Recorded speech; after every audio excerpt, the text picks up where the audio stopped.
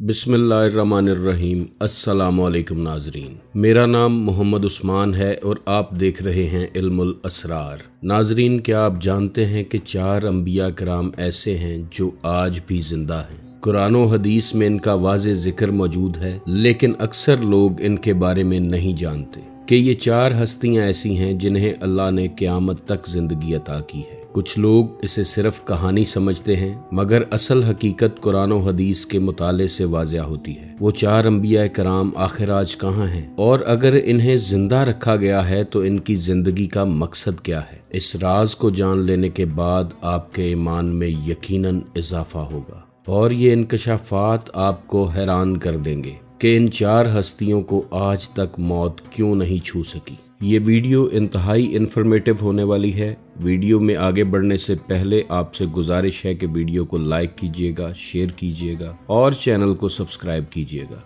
आपका वीडियो को लाइक और शेयर करना हमारा हौसला बढ़ाता है। नाजरीन, ये बात तो आप जानते हैं कि अल्लाह ताला ने सबसे पहले हजरत आदम अलैहिस्सलाम को खल्क फरमाया और जमीन पर अपना नायब बनाकर भेजा। उसके बाद अल्लाह ने इस जमीन पर हजारों कौमें आबाद की और इन कौमों तक अपना पैगाम पहुंचाने के लिए कमोबेश 1,24,000 पैगंबर भेजे और अल्लाह ने किसी भी कौम को पैगंबर से महरूम नहीं रखा। अंबिया किराम तशरीफ लाते रहे और दीन की तबलीग का काम करते रहे, हत्ता कि ये सिलसिला नबी मोहतरम नबी आखिरुज़्ज़मा हज़रत मोहम्मद सल्लल्लाहु अलैहि वसल्लम पर इख्तिताम पजीर हुआ और आपके बाद नबूवत का दरवाज़ा बंद कर दिया गया। आप आखिरी नबी हैं और आपके बाद अब क़यामत तक कोई नबी नहीं आएगा, मगर जहाँ नबूवत ख़त्म होती है वहाँ से औलिया अल्लाह का सिलसिला शुरू होता है और ये औलिया अल्लाह क़यामत तक इंसानियत की रुश्दो हिदायत के लिए आते रहेंगे। नाजरीन, कुरान, हदीस और तारीख का डिटेल से मुतालिया करें तो पता चलता है कि 4 अंबिया ऐसे हैं कि जिनको अल्लाह ने आज भी जिंदा रखा है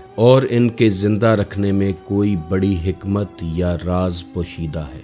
सबसे पहले जिक्र करते हैं हजरत ईसा अलैहिस्सलाम का, जो आज भी जिंदा है और इनके मुख्तलिफ वाक़यात कुरान पाक में दर्ज हैं। जैसे हर नबी किसी खास कौम की रुश्दो हिदायत के लिए भेजा जाता है, वैसे ही हजरत ईसा अलैहिस्सलाम जिस कौम में भेजे गए वो कौम यहूदी थी। यहूदियों की किताबों में हजरत ईसा अलैहिस्सलाम की तशरीफ आवरी की निशानियां पहले से दर्ज थी। उन्हें बताया गया था कि आपके दरमियान अल्लाह की तरफ से एक नबी आएगा जो पुराने दीन को खत्म करेगा और नया दीन राइज करेगा, मगर इस कौम ने आपको रुस्वा करने और झुटलाने में कोई कसर न छोड़ी, क्योंकि वो डरते थे कि उनका पुराना दीन जो उनके आबा व अजदाद से चलता आ रहा है अब खत्म हो जाएगा। आखिरकार यहूदियों ने आपको कत्ल करने का मंसूबा बनाना शुरू कर दिया और दूसरी तरफ हजरत ईसा अलैहिस्सलाम को इस बात का यकीन हो गया कि ये कौम अब उनका साथ नहीं दे पाएगी, तो उन्होंने आखिरी ऐलान किया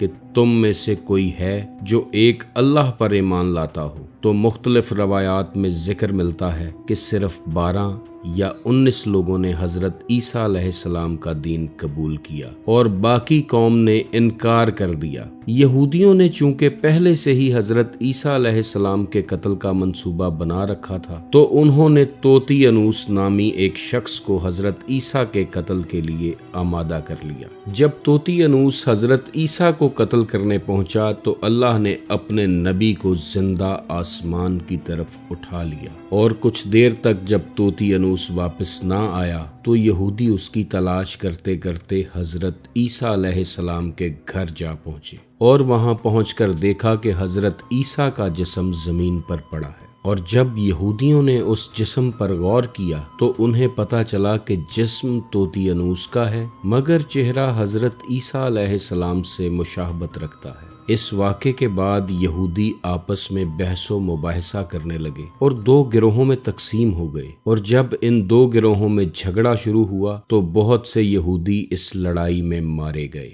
कुरान पाक की सूरह निसा में अल्लाह फरमाता है कि ना तो हज़रत ईसा अलैहिस्सलाम कत्ल हुए और ना वो सूली पर चढ़ाए गए। इसके अलावा बहुत सी अहादीस में भी हज़रत ईसा अलैहिस्सलाम का जिक्र मिलता है कि वो कुर्बे क़यामत में नबी मोहतरम सल्लल्लाहु अलैहि वसल्लम की उम्मत में तशरीफ़ लाएंगे, इमाम मेहदी अलैहिस्सलाम का साथ देंगे और दज्जाल का खात्मा करेंगे, और जब इस दुनिया से वापस तशरीफ़ ले जाएंगे तो उनकी आखिरी आरामगाह गुंबदे खजरा के नीचे नबी आखिरुज़्ज़मान नबी मोहतरम हज़रत मोहम्मद सल्लल्लाहु अलैहि वसल्लम के साथ बनेगी। दौरे हाजिर में मुस्लिम्स और क्रिश्चियंस दोनों ही हज़रत ईसा अलैहिस्सलाम का इंतज़ार कर रहे हैं, और कुरान और हदीस इस बात का वाज़े इशारा देते हैं कि हज़रत ईसा अलैहिस्सलाम जिंदा हैं। दूसरे नंबर पर जो नबी जिंदा हैं वो हज़रत खिज़र अलैहिस्सलाम हैं। कुछ लोग इन्हें अल्लाह का बंदा, कुछ नबी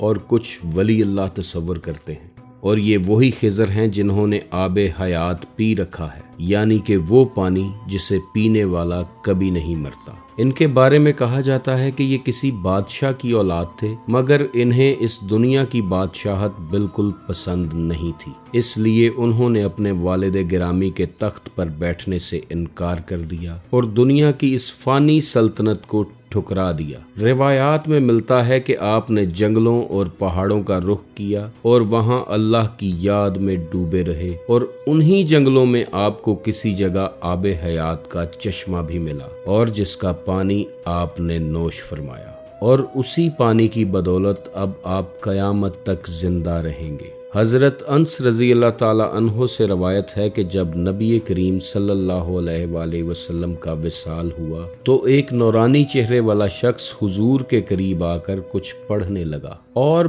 फिर वापस चला गया। लोगों ने जब हज़रत अली अलैहिस्सलाम से पूछा कि ये शख्सियत कौन थी, तो आप अलैहिस्सलाम ने फरमाया कि ये हज़रत खिज़र अलैहिस्सलाम थे। बहुत सी रवायात में जिक्र मिलता है कि आप जिंदा हैं और आप भी आखिरी वक्त में जाहिर होंगे और लोगों को अल्लाह के दीन की तरफ बुलाएंगे। तीसरे नबी जो आज भी जिंदा हैं वो हज़रत इलियास अलैहिस्सलाम हैं। आपका जिक्र कुरान में 2 जगह पर मौजूद है और कहा जाता है कि आपको नौरानी घोड़े पर आसमान की तरफ उठा लिया गया था। हज़रत अनस रज़ी अल्लाह ताला अन्हु फरमाते हैं कि एक दफ़ा मैं नबी मोहतरम सल्लल्लाहु अलैहि वसल्लम के साथ पहाड़ों से गुजर रहा था कि आप अलैहिस्सलाम ने अचानक किसी को ये कहते सुना कि ए अल्लाह मुझे सरकारे दो आलम सल्लल्लाहु अलैहि वसल्लम का उम्मती बना दे। नबी करीम अलैहिस्सलाम ने फरमाया कि ए अंस पता करो ये आवाज़ किसकी है और कहाँ से आ रही है। आवाज़ का पीछा करते करते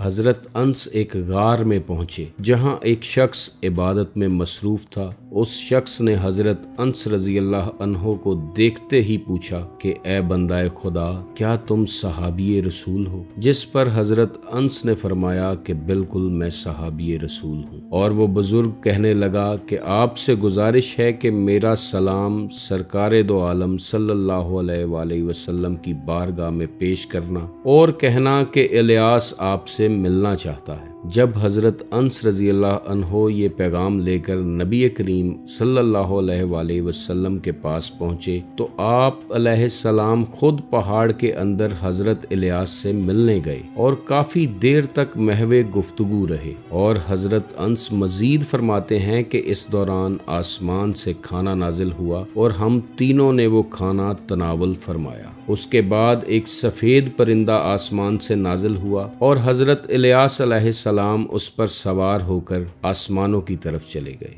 रवायात में हज़रत इलियास और हज़रत खिज़र अलैहिस्सलाम दोनों के बारे में कहा जाता है कि ये रमज़ान का महीना बैतुल्लाह शरीफ में गुजारते हैं, वहाँ अल्लाह की इबादत में मसरूफ़ रहते हैं और लोगों की भलाई के लिए काम करते हैं। चौथे नंबर पर जिक्र करते हैं हज़रत इदरीस अलैहिस्सलाम का, जिनके जिंदा होने का जिक्र मुख्तलिफ रवायात में मिलता है। क्रिश्चियंस की मुकद्दस बाइबल में हज़रत इदरीस अलैहिस्सलाम के नाम से एक पूरा चैप्टर मौजूद है जिसे बुक ऑफ इनॉक कहते हैं। कुरान पाक में हजरत इदरीस अलैहिस्सलाम का जिक्र कुछ यूं है कि ये अल्लाह के परहेजगार बंदे और नबी थे और जन्नत की तरफ उठा लिए गए थे। मिराज की रात भी नबी मोहतरम सल्लल्लाहु अलैहि वसल्लम की मुलाकात हजरत इदरीस से चौथे आसमान पर हुई। आज बुक ऑफ इनॉक के मुताले से पता चलता है कि हजरत इदरीस इंटरगैलेक्टिक सफर किया करते थे और मुख्तलिफ सियारों पर मौजूद मखलूकात से मुलाकात करते थे। रवायात में मिलता है कि एक दफा आपने मौत के फरिश्ते से कहा कि मैं मौत का जायका चखना चाहता हूँ।